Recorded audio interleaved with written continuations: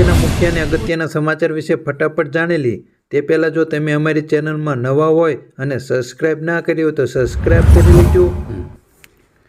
ઠંડીને લઈને મહત્ત્વના સમાચાર સામે આવી રહ્યા છે. રાજ્યમાં ફરીથી ઠંડીનો રાઉન્ડ શરૂ થશે, જેમાં આવતીકાલથી રાજ્યમાં ઠંડીનું જોર વધશે. તેમાં 21થી 25 ફેબ્રુઆરીથી ઠંડીનો વર્તાવ રહેશે. રાજ્યમાં પવનની ગતિમાં વધારો થતાં ઠંડીનું જોર વધશે. તેમજ કેટલાક વિસ્તારોમાં વાદળછાયું વાતાવરણ રહેશે અને 2 થી 3 ડિગ્રી લઘુત્તમ તાપમાનનો પારો ગગડશે. આગળના સમાચાર વિશે વાત કરીએ તો સિંગતેલના ભાવને લઈને મોટા સમાચાર સામે આવ્યા છે. રાજકોટમાં સિંગતેલના ભાવમાં વધારો થયો છે, જેમાં સિંગતેલમાં 2 દિવસમાં ડબ્બે ₹50નો વધારો થયો છે. ત્યારે સિંગતેલના હાલ ડબ્બાનો ભાવ ₹2600 છે.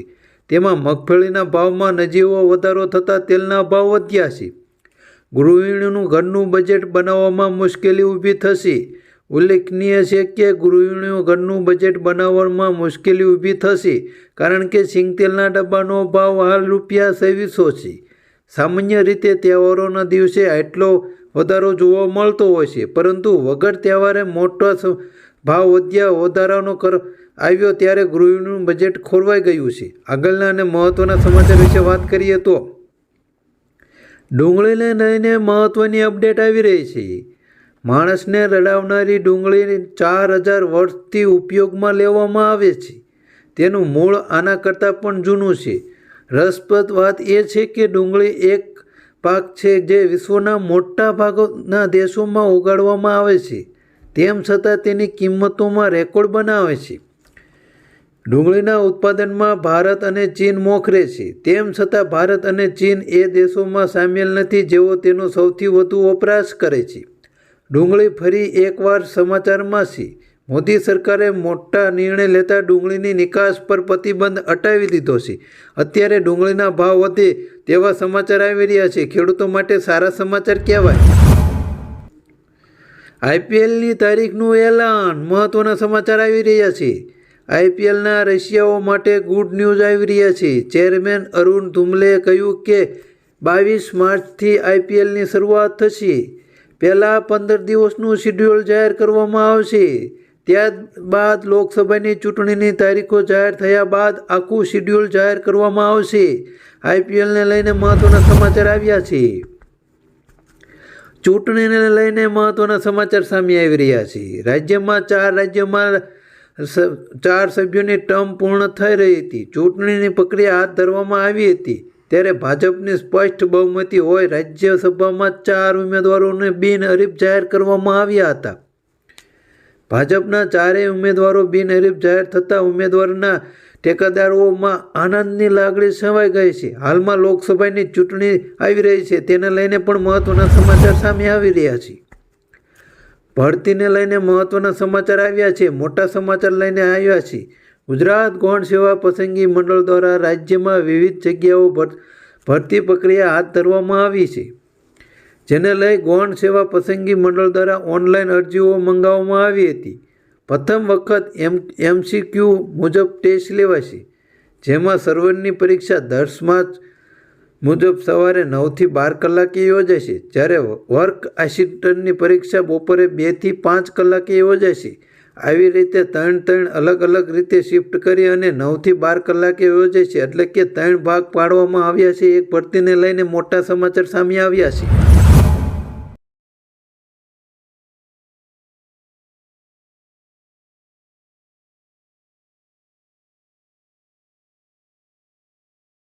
હવામાન કેવું રહેશે? વાતાવરણ સૂકું રહેશે, તેમજ રાજ્યમાં કોઈ વરસાદની સંભાવના નથી.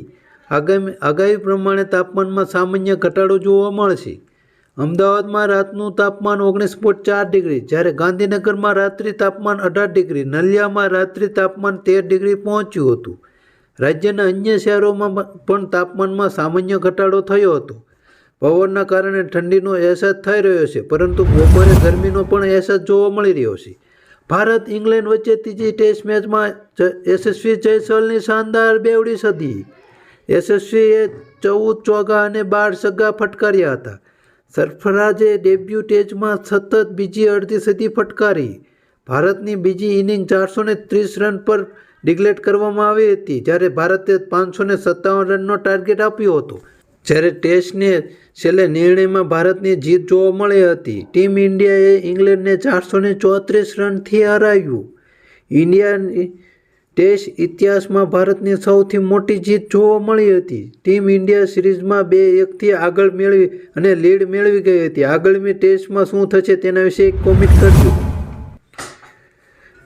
ડુંગળી પકવતા ખેડૂતો માટે મોટા સમાચાર આવ્યા છે. ખેડૂતો માટે સારા સમાચાર જોવા મળી રહ્યા છે. ડુંગળીની નિકાસને કેન્દ્ર સરકારે આપી લીલી ઝંડી. 3 લાખ મેટ્રિક ટન ડુંગળીની નિકાસને કેન્દ્રએ મંજૂરી આપી દીધી છે. અમિત શાહની અધ્યક્ષતામાં મળેલી બેઠકમાં લેવાયેલો મહત્વનો નિર્ણય. ગુજરાત સહિત દેશભરમાં ડુંગળી પકવતા ખેડૂતો માટે મોટા સમાચાર અને ખુશીના સમાચાર આવી રહ્યા છે. અત્યારે ડુંગળીના ભાવ સડી શકે છે. ખેડૂતોને રાહતનો શ્વાસ લીધો છે. વધુ વાત કરીએ તો ડુંગળીની નિકાસ બંધીને કારણે ખેડૂતોને ભાવ ન મળતા ખેડૂતો ચિંતામાં મુકાયા છે. તો બીજી તરફ માર્કેટયાર્ડમાં ડુંગળીના ભાવ મુદ્દે ખેડૂતોનો વિરોધ પ્રદર્શન પણ કર્યું હતું, તેમજ આત્મવિલોપનથી ચમકી પણ ઉચ્ચારી હતી. ખેડૂતોની રજૂઆતને ધ્યાનમાં લઈ રાજ્ય સરકાર દ્વારા મહત્વનો નિર્ણય કરવામાં આવ્યો છે. કેન્દ્ર સરકાર દ્વારા ડુંગળીની નિકાસને મંજૂરી આપવામાં આવી છે. ત્યારે કેન્દ્ર સરકાર દ્વારા ખેડૂતોના હિતમાં નિર્ણય કરતા ખેડૂતોમાં ખુશી વ્યાપી જવા પામી હતી. હાલમાં ડુંગળીનું બજાર સુધરે તેવા સમાચાર સામે આવી રહ્યા છે. મોદી સરકારે મહત્વનો નિર્ણય આપ્યો છે. પીએમ મોદીએ આપ્યો રિપોર્ટ કાર્ડ. 5 સદી બાદ ભારતમાં રામ મંદિરનું નિર્માણ થયું છે. 7 દાયકા બાદ દેશમાં ધારા 370થી મુક્તિ મળી છે. 4 દાયકા બાદ વન ડે રેન્કિંગમાં ભારત માંગ પણ પૂર્ણ થઈ હતી. 3 દાયકા બાદ દેશને નવી રાષ્ટ્રીય નીતિ શિક્ષણ નીતિ પણ મળી હતી. 3 દાયકા બાદ સંસદમાં મહિલાઓને અનામત મળ્યું હતું. હાલમાં પીએમ મોદી ચૂંટણીને લઈને તાબડતોડ ગુજરાતમાં તૈયારી કરી રહ્યા છે અને ગુજરાતમાં આટા ફેરા પણ વધી ગયા છે. આગળના સમાચાર વિશે વાત કરીએ તો ખાવાની વસ્તુમાં જીવાત નીકાળવાનો સિલસિલા ચાલુ. પીઝા બાદ હવે ચટણીમાં જીવાત નીકળવાનો કિસ્સો પ્રકાશમાં આવ્યો છે. અમદાવાદમાં અમરાવાડી ખાતે રહેતા અલ્પેશ પરમારે નાસ્તા માટે લાવેલ ચટણીમાંથી જીવાત નીકળી હતી. મણિનગર જોહલ ચોક 4 રસ્તા પાસે આવેલ અમદાવાદના પ્રખ્યાત દાળ ખમણવાળાને ત્યાં લાવેલ નાસ્તાની લીલી ચટણીમાંથી જીવાત નીકળી હતી.